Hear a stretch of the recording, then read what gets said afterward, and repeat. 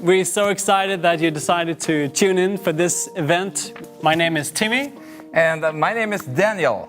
And I hope you brought your notebook. I hope you brought your friends, your colleagues, your neighbors, because this day will be fantastic. The lineup for this year's event is better than ever, so I hope you're really excited. This year we're speaking English.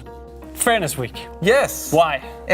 Since we have customers all over the globe, we don't want to only speak Swedish. We want to share this message that we have to our customers in US as well as in Europe. Awesome. Exactly. Yeah. And today, as you mentioned, we have clients tuning in from all around the world, but we also have a lot of clients in Sweden. Yeah, we are glad that you are here from Kiruna to Ystad. Yes. And this is the 10th year. So we have a big celebration today. It's the 10th year anniversary. Yeah. Do you have any early memories for like the first year? Yeah, we have had this event for 10 years, and we started in Onnaboda outside Örebro. We were 25 participants at the first time. And our host, Marie Wikande, she have been our keynote speaker 3 years ago. Yeah, and who is Marie? Can you tell me a little bit about her? Marie, she's a senior HR specialist with lots of experience within our field. Yes, so you're up for a treat. She will lead the panel expertly, all right?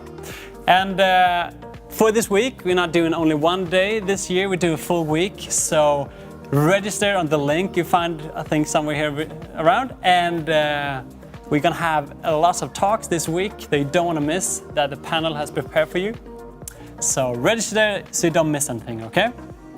And before we go into the panel, before we kick off this day, our team has prepared something special for you. And let's watch that.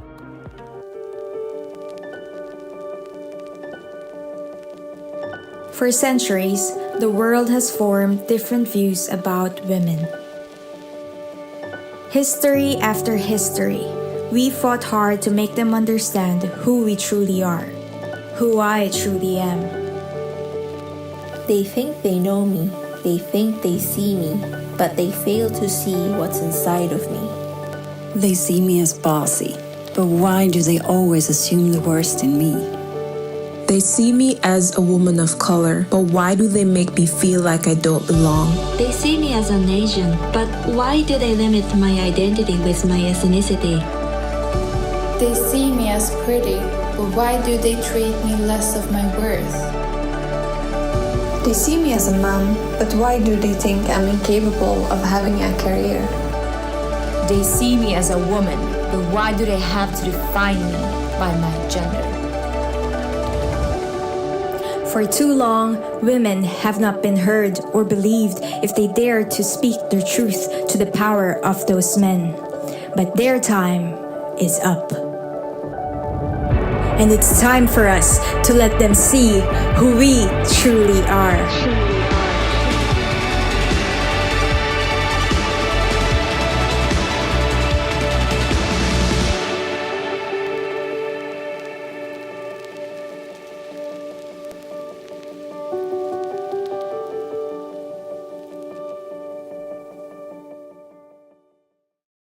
That's a beautiful movie. And it's great to celebrate International Women's Day today. My name is Marie Wikande, and I'm so glad to be here today, and I hope you are too, because in the next hour, you're going to get some great insight and inspiration that you can bring back to your organization in order to influence on equity, diversity, and inclusion. And gathered here with me today are our brilliant panel,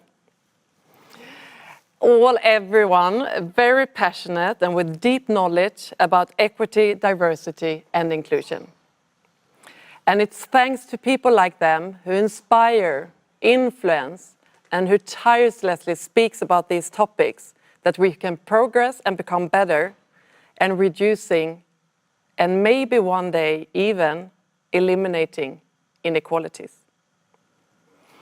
Adina, hello. I'm so happy to have you here. So glad to be here, Marie. You're American, Yes. grew up in Chicago. Yes. And you have a big interest in fashion companies. So you worked in Claire's and Zalando, just to name a few. Yep. And in recent years, you actually took on the role as a global diversity, equity, and inclusion specialist in the tech industry, Yes. right? And when we talked, I could really tell how passionate you are about all questions related to equity, diversity, and inclusion. And you told me you've been involved in numerous different diversity initiatives. And you're also the founder and the lead for employee resource group for colored people, right? Yes, people of color, yes. I'm so looking forward to listen to you today and about all your initiatives and your passion for driving these initiatives. So a warm welcome to you, Adina. Thank you so much. Excited to be here and to share. Thank you. Maija Inkala, you're the spokesperson for Allbright Foundation, and you're also an equity expert. Indeed. Allbright is a non-profit organization working towards equality and diversity in leading positions. And you told me, Maija, that ever since childhood, you had a huge interest in values and ethics, and that you've chosen to work for companies taking a stand in these questions, such as The Body Shop and Make Equal. But you also have a university degree in gender, alongside communication and marketing studies. And you've been featured in SVT, TV4, Dagens Industri, Svenska Dagbladet, just to name a few. And you're one of the thought leaders in Sweden within equality and diversity. I'm so happy to have you here, Maija. So welcome to the panel. So happy to be here. Annakarin Runestad, you're the senior pay equity advisor at Sysarb. Yes. You started out as a journalist, then you became a middle manager, and ending up as an HR director at TV4. Yes. And you told me you met Daniel Edenholm while you were driving a fairness project at TV4. Yes. And that was the start of a long collaboration. Many years ago. Yes. And then you ended up working for Sysarb. Yeah. And then Sysarb, you support companies with organizational development and leadership issues based on salary structure and pay equity analysis. And you have recently emigrated to France. Yes, where you live with your husband, your children, and grandchildren. So you kind of gathered all of them there. And I think it's so inspiring to hear how you can combine work with actually living your dream in France. Me too. A warm welcome to you, Annakarin. Thank you. Nice to be here. Saskia Linton, you're the Chief Professional Service Officer at Sysarb. And you make sure that Sysarb does not only deliver pay equity analysis according to law, but you actually dig deeper into it, into leadership and organizational issues to really add business value to those customers. And you surprised me when you told me you're the subway driver. You started out as a subway driver. Yeah. That was a bit surprising, but then you said you quickly got bored, and then you became the operational manager for 180 drivers. And your endless curiosity and interest for research brought you to study work and organizational psychology at Stockholm University, where you later actually worked with a research project. And then in 2016, you joined Sysarb, and since then you've been helping numerous organizations with diversity. And I know that you have great insight from many different companies and sectors, and I'm so looking forward to hear a lot about that. So very welcome to the panel, Saskia Linton. So glad to be here. So these are our 4 guest speakers. And today we will talk about 3 main topics, and it's how far we come, the power of differences, and how we can actually make it happen in real life.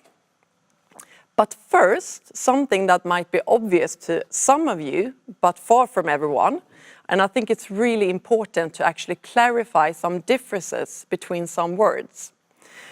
And to my help, I have Adina, so I'm going to ask you, Adina, to actually explain the difference between equity and equality, as well as diversity and inclusion. Would love to. So obviously you can Google and find a variety of different, definitions, but to me, equity is an action word, right? So it's a collection of all the things needed to create fair working conditions, equal pay, equal opportunity for promotion.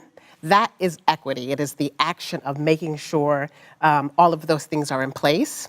So then, to be equal then It's first recognizing that we're not all starting from the same place, right? So to be equal, we must first invest in the equity. We need to do the action of equity so that everyone can be equal.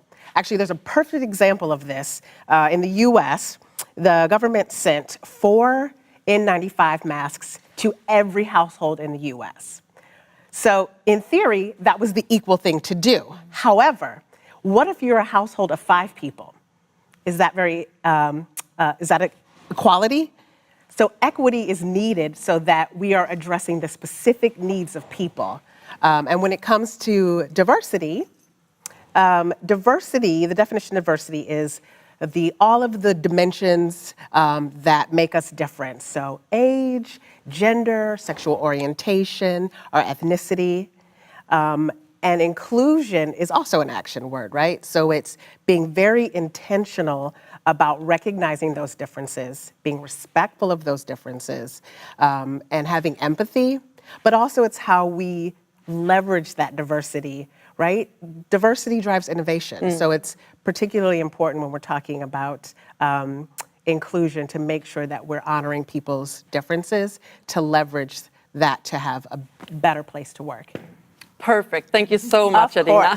Now we clarify that. Cleared. So we're going to move into the first topic, and it's how far have we come? And I'm going to start with you, Maija, because Allbright releases a report every year. And based on this report, you have a lot of insight. But I want to start asking you, what does it look like today, and how far have we come? So definitely. At Allbright, we review the gender equality within listed companies in Sweden every year. And we especially look at the executive level and the board level. And looking at today compared to 10 years ago, we can see that we have 4 times more gender equal companies today than we had 10 years ago. We can also see that the amount of executive women is doubling at double the pace than we saw 10 years ago. So we're seeing progress. And of course, movements like Me Too and Black Lives Matter have raised awareness regarding sexism and racism within the workforce. But despite the progress, we still see that 4 out of 5 companies aren't gender equal on the executive level. And also we see that compared to other Nordic companies, Sweden is lagging behind, meaning that Sweden will actually be the worst of the Nordic countries just in 2 years, if it continues at this pace. So just in the 2 years? In 2 years, so there's a lot of work to do. And do we know why Sweden is lagging behind? So what we can see is that a lot of companies don't feel like they need to work with the questions revolving gender equality, diversity, because they see that, or they think that, it's obvious that we wouldn't discriminate because of somebody's gender or their skin color. So it's not something we have to actively work with, but that's far from the truth. But in the same time, it's important to remember how far we have come. Definitely. Yes. And that's why it's important to look at the 10-year perspective. It's getting and better. That's interesting. Yes. But still a long way to go. And have we seen how the pandemic, has that impacted in any way the progress? Yeah, so we saw when the pandemic swept over Sweden in 2020, it was actually the first time in Allbright's history that we saw an increase of companies that entirely lacked women on the executive level. So when there was a crisis, company leaders fell back into old habits and tried to take the safe route, according to them, when it's actually in a crisis, you really should have the best people for any given role. You can't play it safe. You have to view competence as the most important factor. So that's actually a risk then? Yeah, definitely. In crisis. Definitely. And in your opinion, what strategies work? And I'm actually asking everyone, but maybe we start with you, Maija. But what strategies work and which don't? So most companies we do come in contact with want to work with questions revolving equality and diversity. And that's a difference compared to 10 years ago when we had a lot of clashback regarding these questions. But a lot of companies don't know where to start. I think that's the main problem. And my main tip there is to do the analysis first, to look, okay, where do we have our challenges? What is it that we have problems attracting talent?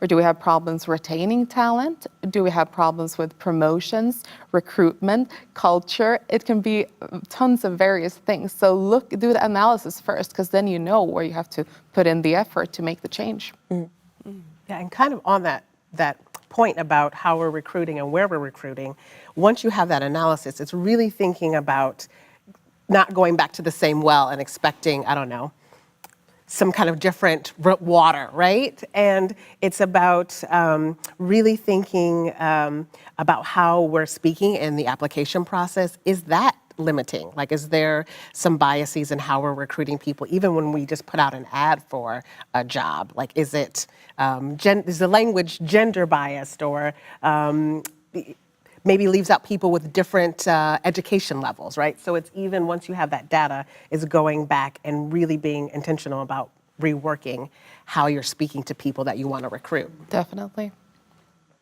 But I think the pandemic gave us time for reflection. Yes. And let's learn from the good examples on a daily basis. And not think, oh, we have to do this. Just go back, reflect, and think, we learned some good things during the pandemic. That's very important, I think. And we read about that women tend to stay home and work from home more than men. Is that an issue in your view when we come back to offices but still work more flexible from home in hybrid working environments?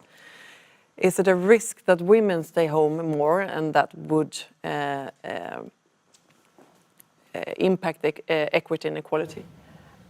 I think it might be a risk if the employer doesn't continue to be that flexible, because I think in the good companies, women have had better opportunities, since we know that women take a bigger responsibility for the family, for taking care of the home. They had a better chance to actually combine those two shores, the work and the home. And I think when they had their, I'm talking from a heterosexual perspective now, but in the norm family, it's usually a man and a woman, and the man usually stayed more hours in the office. Now he's been home as well, and perhaps been taking his share as well.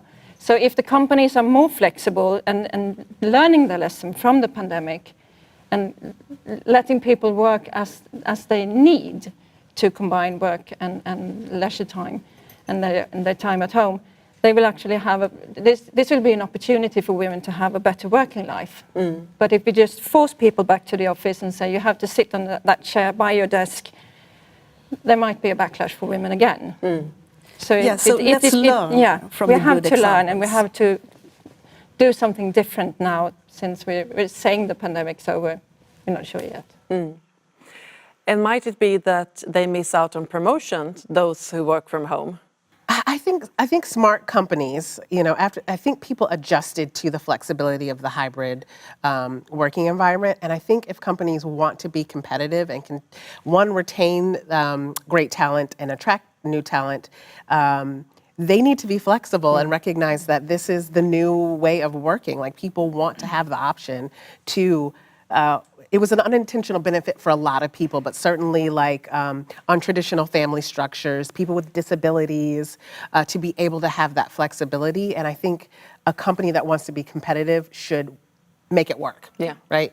And I hear often that when managers recruit, they don't want to quote in women, for example. And I just wonder, what can you tell those kind of people who say that women and men, it shouldn't matter, we want the best person. So once we have our goals set, then we can think about equality. What can you tell them? Well, I mean, it's a noble thought, right? Because that's what all companies should aim for, is to like retain and attract the best talent, no matter what their gender is or their skin color, their age. But when you say stuff like that and say like, yeah, let's do the recruitment first and then we can work with diversity, you fail to acknowledge that we all carry bias, whether we like it or not, and the bias that we carry will affect the choices that we make and the decisions that we make. And it also means that if you have two people in front of you, two candidates that display the exact same skills and competences, you will still judge them differently, whether you like it or not, based on external factors. So that's why you have to have that knowledge of biases before you start recruiting. So of course the skills are important, but as you say, the step when you have two candidates with exactly the same skills, that's when it comes to the big question. And then you have to make sure then that they have the knowledge. Exactly. We're going to move on to the next topic, the power of differences. Age discrimination is the most common discrimination in EU. And the Swedish magazine Chef did a survey where only 1 in 20 managers were willing to hire someone under 30 or over 50. At the same time, we're getting older and older, and someone who's 40 hasn't even worked half of their working life. And personally, I'm horrified about this. You know, right? Yeah. And I want to ask you, Annakarin, how do you react to this? I think, as you, is this true? But I want to ask a question to the audience. How many of you are under 30? Okay. Most of you, actually. Okay. And how many over 50? Okay. No one here are attractive at the job market. And why is that? It's terrible. Yeah, but I think in Sweden we like to be so streamlined. Yeah. I don't know, but I think for the recruiting process, it's very, very important to change the ways we recruit in Sweden. And we love to work with recruitment companies, but I think recruitment should be in-house. And every time ask, what do you need? What skills do you need? Don't even think about a person. Oh, I have a friend. Oh, yeah. Are you interested? Start from the beginning, every time. Think about what functions do you need, and then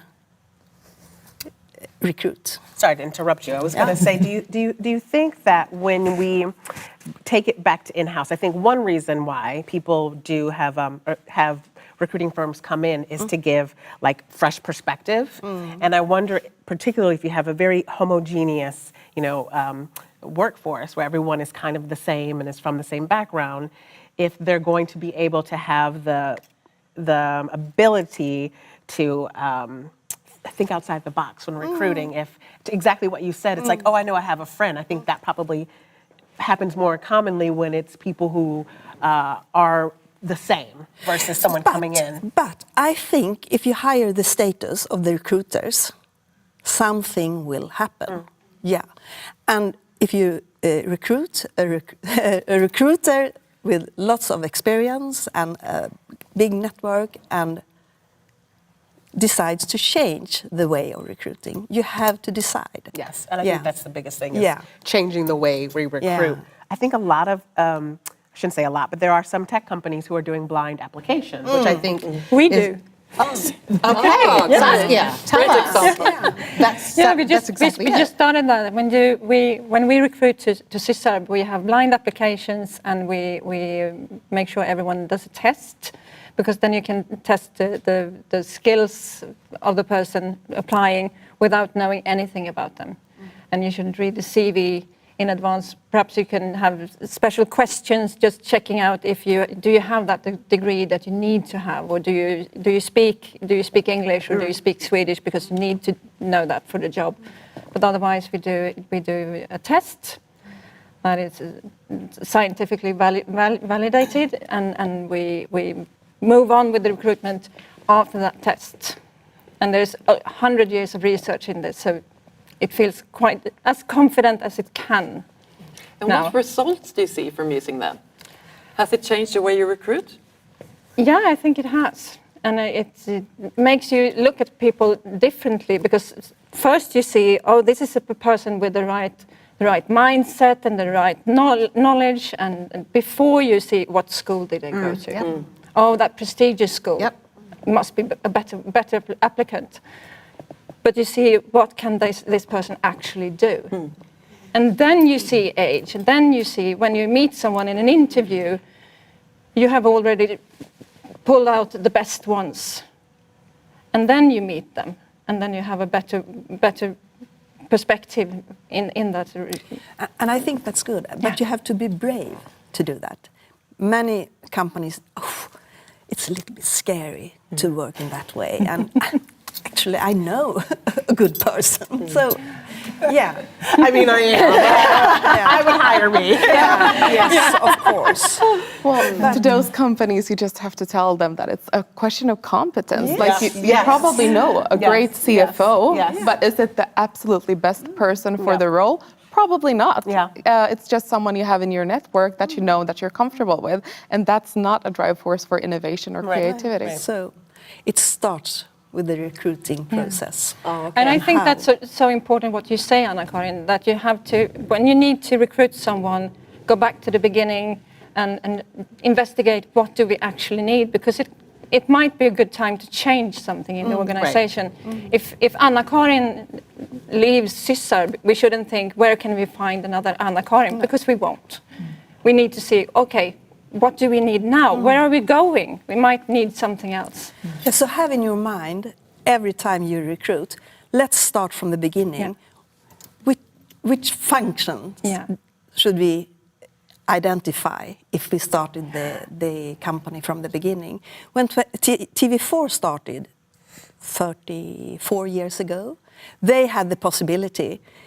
The managers came from Swedish television, and they sat down with a big spreadsheet and said, oh, we need photographers, we need reporters, we need this.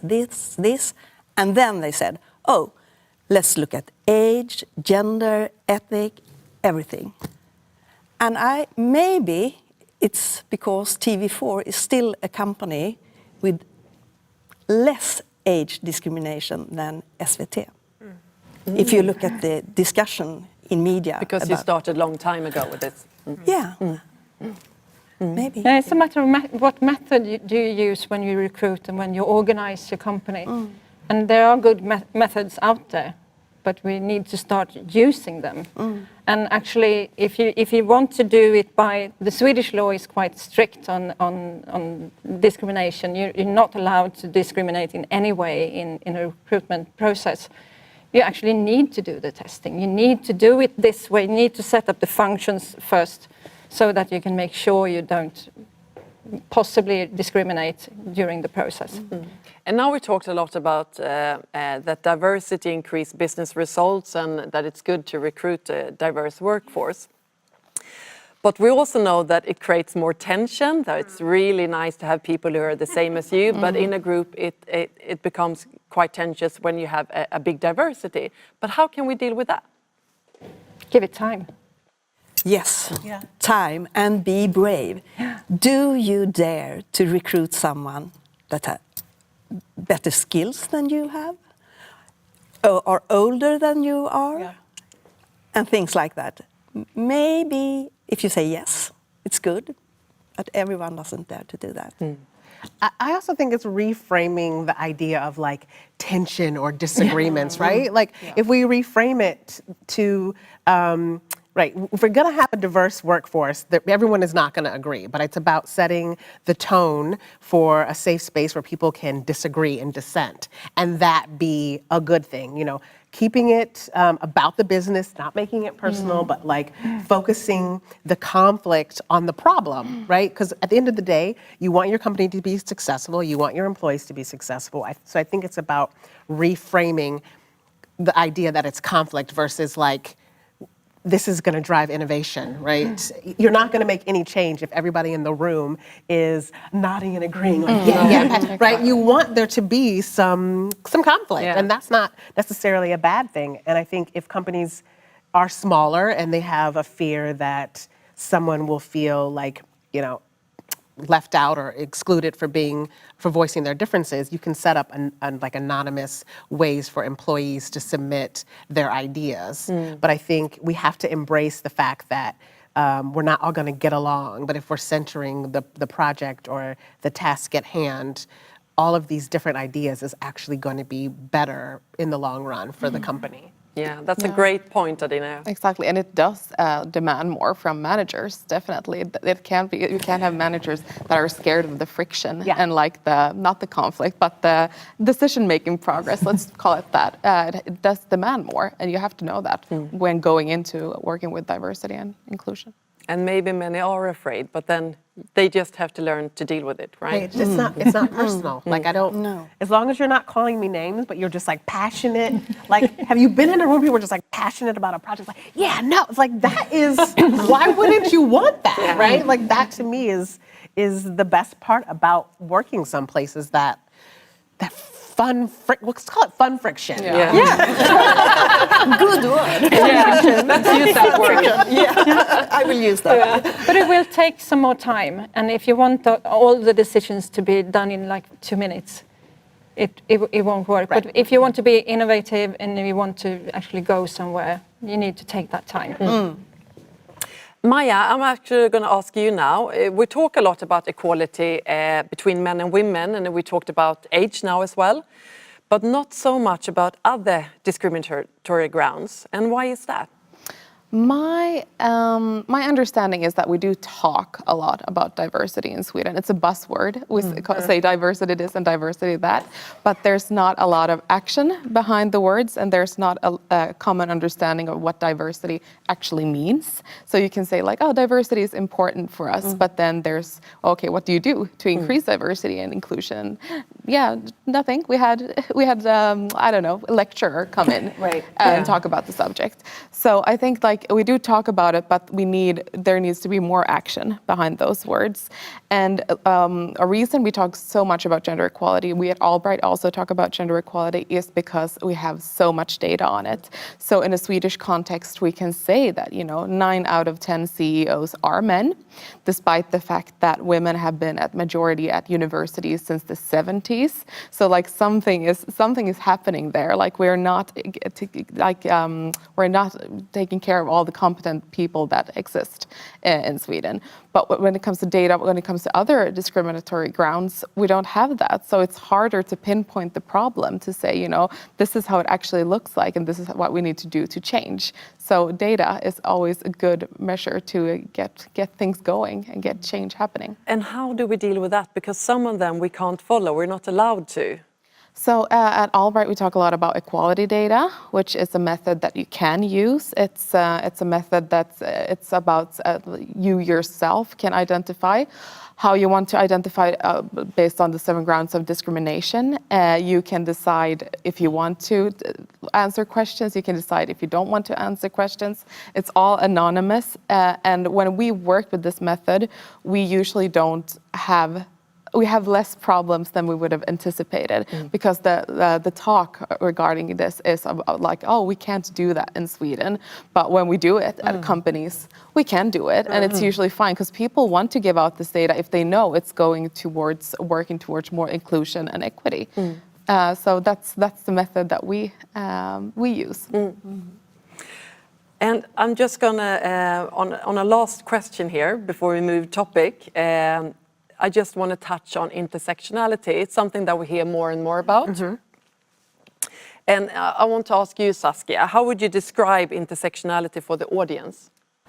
Oh, it's a big word. I think, first of all, many people have heard the word intersectionality, and some people think it's some sort of ideology, or it's some sort of a take you take on the issues. But it's actually a sort of analysis. How can you look at different things about a person? For instance, if I look at you, I think you're a woman, I can guess your age, and all of those things combined can make people more an object for discriminations. And we usually talk about those issues as one issue at a time, but the intersectionality is more of combining them and seeing what happens if you're both Black and you're a woman and you might not speak the language in the country you're in. What will happen then? It will not just be the sum of being Black and being a woman and not speaking the language. It will even be more. And we have to look at these issues and combine the things, because we know in Sweden, for instance, if you're a white woman, you're heterosexual, you're in the right, very slim but still right age group, and you live in the right area and you have a college education, you're quite set compared to a middle-aged man from the Middle East. You will have so much more. It will be so much more easy for you to get a job than this man in his 50s from the Middle East. And we need to combine these issues and talk about them together. So, Adina, it's not as easy to say that it's a mix of two discriminatory grounds. I mean, I think Saskia explained it really well. It's how all of our, how compound, things about you make your oppression against you very complex. And I think this goes back to why we have to really, the word equality, I'm always like, in theory, right? Like that's when you really have to be focused on equity, because there isn't a one-size-fits solution for including everybody in a society, in a work environment, because there are layers to some people's oppression. They're not starting from the same place. So we really have to think about making, very structured, targeted solutions for people, because there are people who have very complex intersecting levels in their identity. So seeing the individual. Exactly. Yeah. Exactly. And I think this way of an analysis, you can also address the issues that you can't see. Yes. I mean, you can see gender mostly, but you might be wrong numerous times. Exactly. You can see age roughly, but you have an idea of age, and you can see. But there are things that you can't see. If you can't see religion, you can't. If I don't tell you if I'm religious or not, you might not know. You can't see my sexual orientation. You can't see a lot of things about me and my experience. And if we talk about intersectionality and we talk about inclusion, we might just as well include those other topics that we can't see. Yes. In a much better way. So it's actually to work more with inclusion, wider on inclusion. We'll move on to the last topic. And audience, are you with us? Yes. Great. I think this is going to be really interesting for you.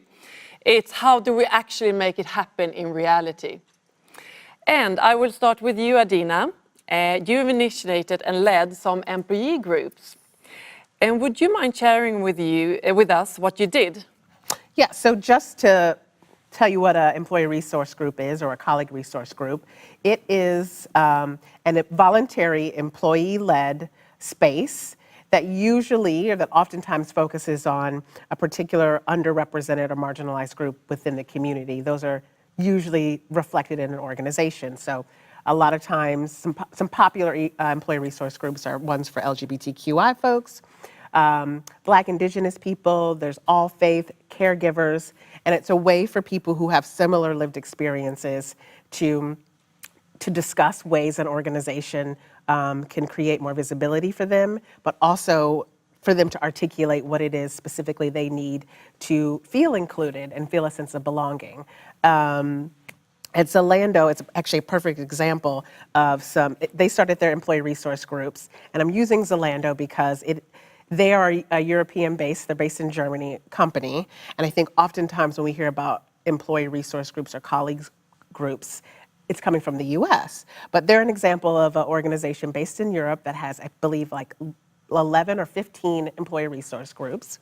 And there's one called the Black Colleague Connection. I hope I got the name right. But the point is they came together and really centered their needs to be able to take that back to leadership. And from that, aside from engaging within the community around them, because I think one important thing that ERGs do is connect the people to the community, which makes people feel grounded, so they're connected to the community in which their organization is operating. But also, it's an authentic way to show the community that you're invested in minority groups working at the company. They have a scholarship program for Black and people of color that's 6 months to come work at that organization. It's paid, right? So it's addressing some of the socioeconomic struggles that a lot of people of color experience. We can't take, I shouldn't say we. I was never able to take a free internship. It was not something that I could afford to do. And so this is they're doing this to really, again, equity, make it equitable for everyone to be able to have an opportunity to work for them. But that's one example of something that their employee resource group was driving. So this is something that you can actually implement in your own organization to Absolutely. give more visibility to these groups and make sure they feel more included. Absolutely, and I think it's a top-down and bottom-up approach, right? So the organization has to be committed to fully supporting these initiatives through giving it visibility, through funding, but really giving the space for the employees to drive it, right? To be able to feel safe, to really be honest about the things that they need. And then the leadership has to listen, right? They have to listen to what they're saying, especially when you have these complicated laws regarding collection of data around ethnicity and gender and race in some places. This is a great way just to hear directly from your employees what it is that they need. I'm like such an advocate, you can tell I'm like being super passionate. I'm such an advocate for leveraging the diversity that already exists in your organization. Like, these are the people who are still there. They want to be there. They're ambassadors for your organization. Like, let's give them the space to be seen and heard and support what it is they need to feel included. Yeah, and on top of that, it's a bit of an employer branding initiative. Exactly, they're the ambassadors, right? They're the ambassadors for your organization to say, yeah, this is a great place to work. There's a place for us, whether you're a caregiver or you're a part of the LGBTQI community. They recognize our existence. I mean, everybody wants to be seen, but also the connection to the community. I think it's it was life-changing for me when I joined Employee Resource Group. Being a Black woman from the US, living in Berlin, not speaking the language, understanding the culture, and having this community where people were like, we hear you, we see you. Like, your experiences that you're having aren't abnormal. And so being validated in that space, but then also collectively working to not make people coming again feel that way, right? Like, they automatically join the organization and we were already there. So huge advocate for employee resource groups. We talked a little bit about you have to have support from the leadership team. So then I just want to ask all of you the question, who is responsible for diversity in an organization? Everyone. But also the CEO, definitely. Yes. And it starts at the top, but it's how you act, not what you say. 100%. Yeah. And the CEO he sits on the ultimate power. Yeah. So if they say, like, this is important for the entire company, we have resources put into this work, we have budget, we have employee resource groups that actually can make a change, not just, because what I've sometimes came across in a Swedish context is that I meet an employee resource group or a women's network or like something, I come into a room, there's so much knowledge and there's so much passion, there's zero funding and there's zero mandate to make any change within the company. So it's a lovely room to be in. Usually we have the best conversations, but then I leave and I'm sad because we can't do anything. So the CEO has to have it as their priority. So it needs to be the priority of the CEO. Yes. Everyone needs to be involved. But what's the role of the HR? To help with the processes, to gather that brilliant things that comes from these groups and from everyone in the organization, and actually think of how can we make this not just an interesting afternoon or an interesting topic right now, how can we actually make this something that drives innovation and drives the company forward every day, setting the framework and give support to, because it won't be easy all the time and it won't be fun and beautiful every day. Sometimes it's hard, and then you need the processes to help you to have something to lean on. But I think HR is very important, but sometimes you leave this topic to well, it's an HR thing. You deal with that, this diversity, and it needs to be everyone. And but the CEO also, when it comes to when you have to reduce your costs, where do you start? You always start with these things. It's very easy. Yes. Oh, we can't do this year. Let's wait until next year or next year. Right. It's always a project. If HR has the budget, keep it. Yeah. Well, and I hope that we're past the diversity and inclusion, like making the business case for why it's important in 2022, right? Like, throw the money at it, right? There shouldn't be like a conversation about like why diversity and inclusion is important for your organization. Let's just do the things, right? Put the money into it, because I think that these kinds of projects are the first place where the money is like pulled away from. You're absolutely right. And that's the thing, we have the knowledge, we know what to do. Let's do it. Let's do the thing. And sometimes when you wake up a bit cynical, you think, don't they want to make money? Why don't they want to make money out of their business? Why do they see this as a cost instead of an investment in innovation and actually be in the front? And there's so much research that shows that engagement goes up. You do make more money. If we're gonna harp on the business case, like you companies, keep the talent. What is it, like the top, there's several Fortune 500 companies, like 30% have devoted really a focus on diversity and inclusion. And they're in the top Fortune 500 companies for a lot of reasons, but I think they're investing back in the people. Like it's there, the data, the research is there. So if we should summarize it, because I think all of the audience think it's obvious. I mean, as you say, we should be beyond business case, but we're not. So if you're an HR manager in the audience and you really want to focus on this, but you don't have the leadership team with you, what's the top tips to actually present for the leadership team? Quit. Because if you don't have the leadership with you, it's not worth it. But what's the positive impact on diversity? Yeah, you know what? Like, recruit people, consultants, right? Consultants are great resource. The leaders are experts in whatever their area of focus is, and so there are people out in the universe who are experts in DEI who can come in and help. Like, I think a lot of times it's just fear of like saying the wrong thing, doing the wrong thing. So there's so many available resources to have someone come in and kind of guide the leadership in what that looks like. So that's, aside from quitting, that can be like one. But you need to have the whole leadership must be there. If not, it's a huge problem. And what's the big risk then for companies losing out on or missing out on diversity? Missing out on competence, like not having the actually best people for the roles at hand, which is fatal for any company.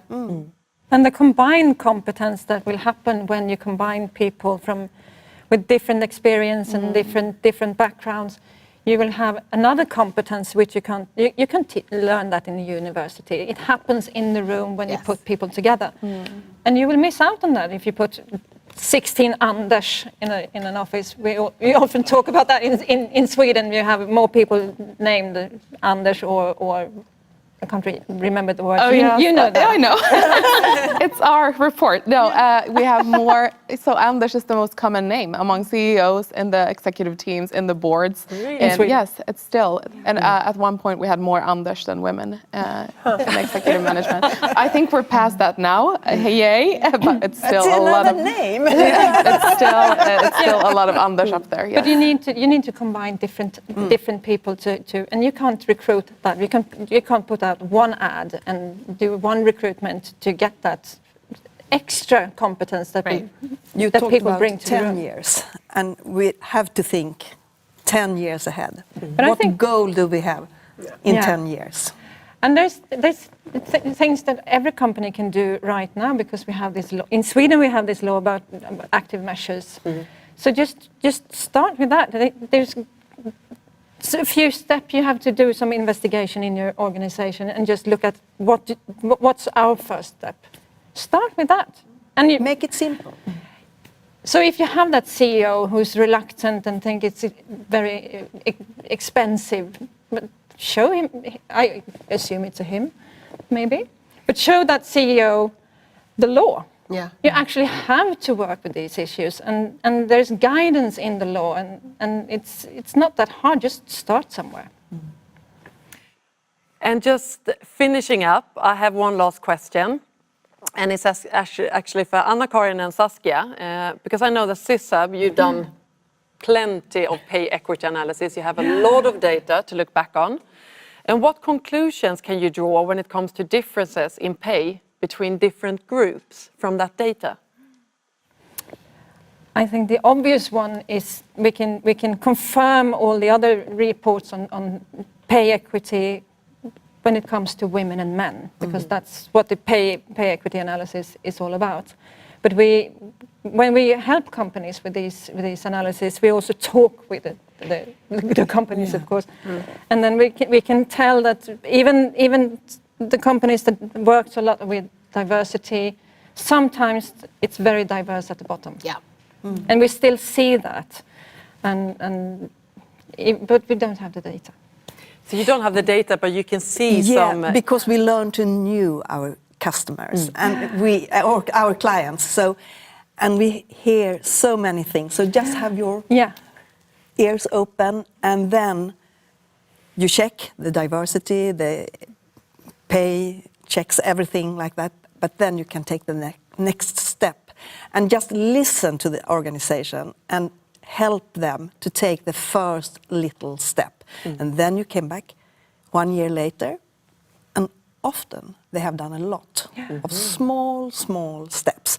And when you have worked with that company for 5 or 6 years, and look, oh, do you remember? You were there 5 years ago.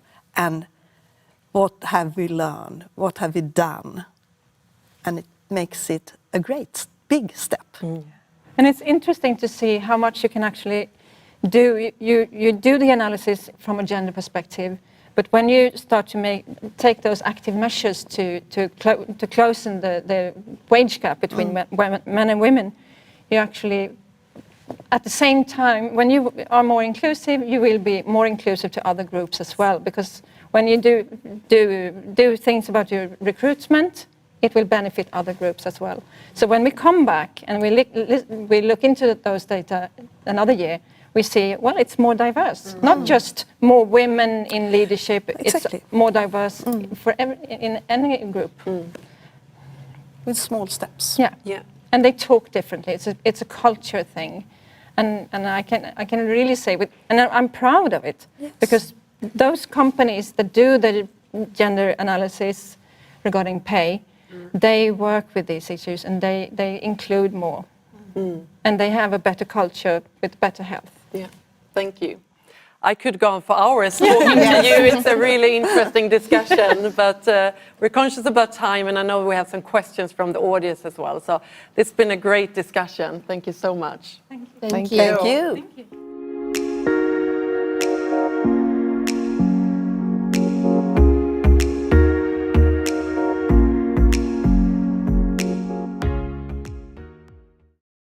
I think we might have some questions from the audience. Anyone?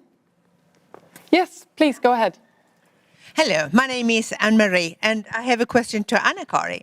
You were talking about this age discrimination. I think it's very interesting. And in my age, I'm 60 plus. Do you think it should be, for me, to it be possible to send an application to a company without knowing anybody, or no, it's no idea at all? To be honest, no.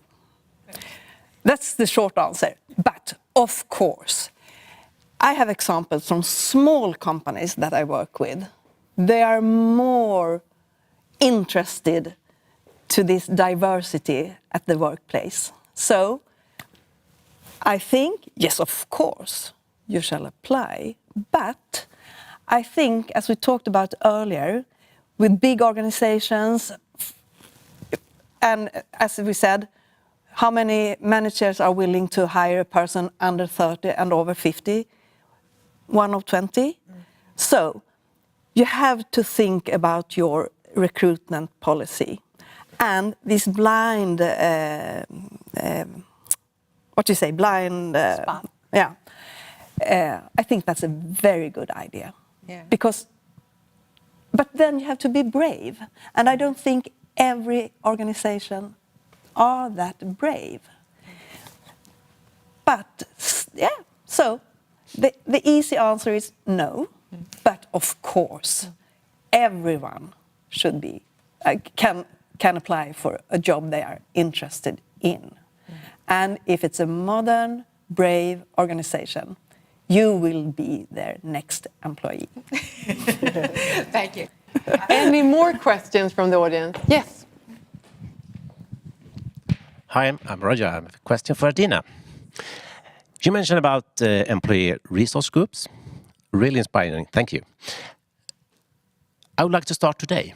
Okay. What will be my challenges? Or today. Okay. So I founded and lead an ERG at the current organization that I work for called The Collective, and it's specifically for people of color and their allies. And the efforts were very grassroots. So I would say, first, find some people, depending on what the focus will be, whether it's LGBTQI, caregivers, whatever you think would be a great place to kind of gather people with similar lived experience. The focus should really be on people who are in the margins or underrepresented groups. Maybe it's a women's group. Anyways, you want to identify the space, find some allies who are interested in kind of starting that space with you. And this is, again, I'm speaking from a very grassroots perspective. If you are kind of like spurring this initiative within your organization, find some people who are interested in the same group that you want to start. And then set some pillars, like what are you guys going to stand for? Is it going to be career advancement, community outreach? So set some pillars that will kind of guide you, and then take it to a trusted ally in leadership. Maybe that's someone in HR, maybe it's a senior manager, and pitch that idea. Like, we want to create a space, I'll use my example, for people of color in the organization. These are the pillars. We want to, push for equity in the organization and provide mentorship. Can you help us get this started? And then once you come up with your pillars and your goals, that's how you speak to the community, right? So this is how you reach members, is we have this space, it's for people of color and allies, we want to push for change, come join. And then you want to set meetings where everyone can kind of contribute to that goal of what they want. So this is from a grassroots perspective, is find some colleagues who are interested in starting with you, find someone trusted in leadership or in HR that you can pitch this idea to kind of get it rooted, and then start having meetings, and then that will kind of inform you what it is your members need. Perfect, thank you. Is that good? Okay. Real good, thank you. So you're starting today. I want to hear more about it. Talk to you later. I'll give you a couple hours. Great. You. Do we have any more questions? Yes? So my name is Ebba, and I want to ask a question to you, Maija, because I want to be a part of the work in my company. But what can I do as an employee? Like, how do I start? Yeah, so for employees, it's great to start asking questions.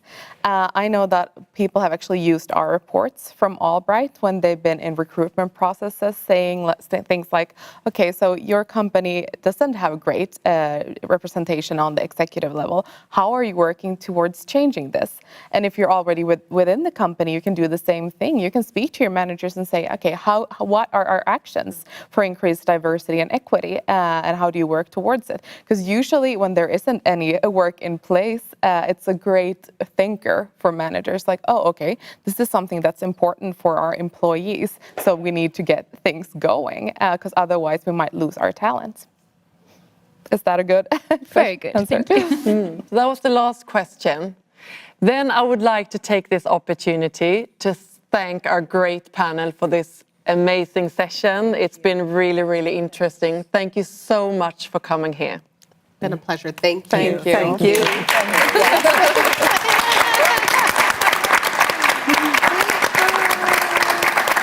And I hope you enjoyed this session and got some really great insights. I sure did. So now we're going to move on to summarize this past session together with Daniel and Timmy.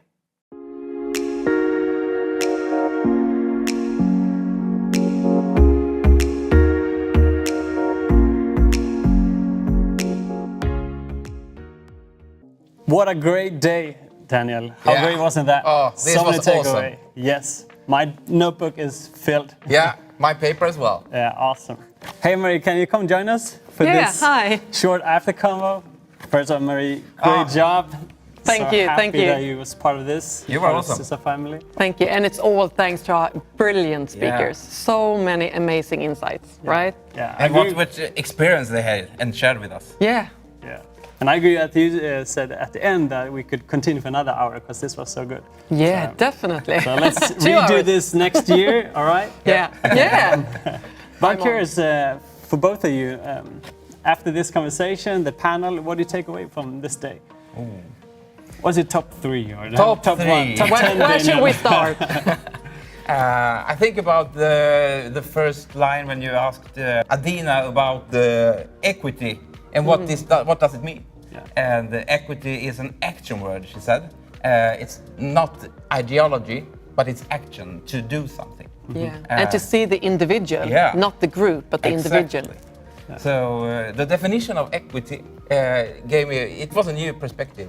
Yeah, I really like that as well. Yeah. It's so important with the right definitions, because I think sometimes you talk like over each other. Yes, and they're so similar, like equity and equality. Yeah. And I think intersectionality as well was quite new for me. Not that it exists, but that word. So that was really interesting to hear more about that we can't just group people into like females and males and people of color and so on, because some of them belong to different discriminatory grounds. Yeah. And then I like statistic, and when Maija talked about that 9 of 10 CEO or top management are men. And even since the 70s have had more women in the academic world, it still exists. But we also have to see it on the right side of life. The last 4 years we have had a very good, the last 10 years we had a 4 times higher what do you call it? Yes, progress. Yeah.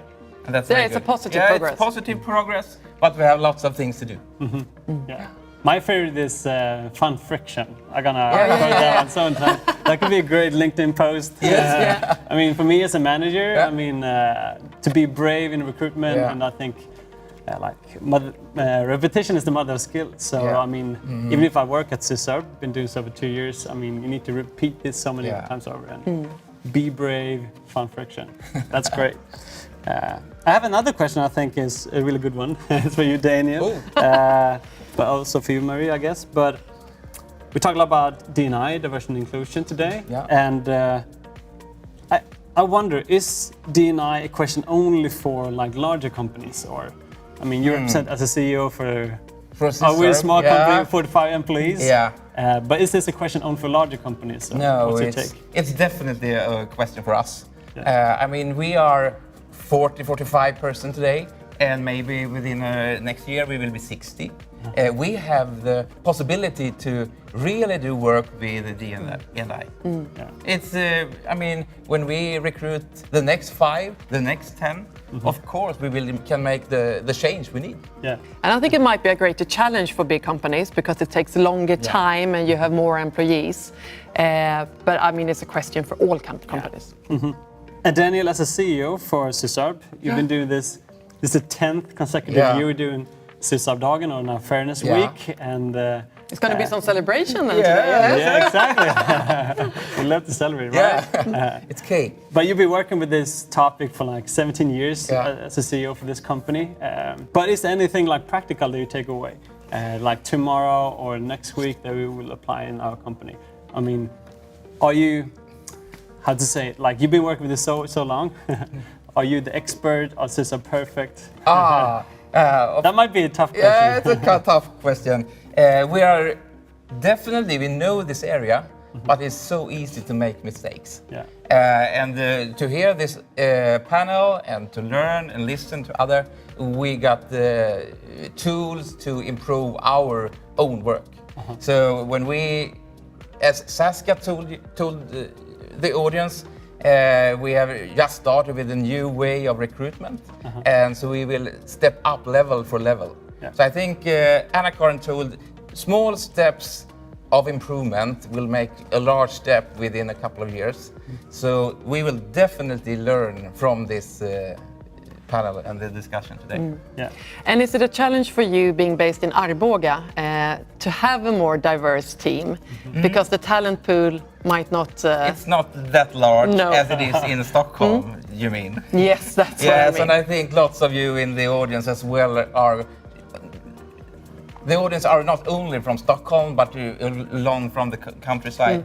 And of course, it's a larger challenge, but we will do what we can to make the more equity. Yes, more equity. And do equity. That's the word of today, That's equity. the word for today. And the best part of today is that we're actually not done. We have a Fairness Week. We used to have Sysarb Day.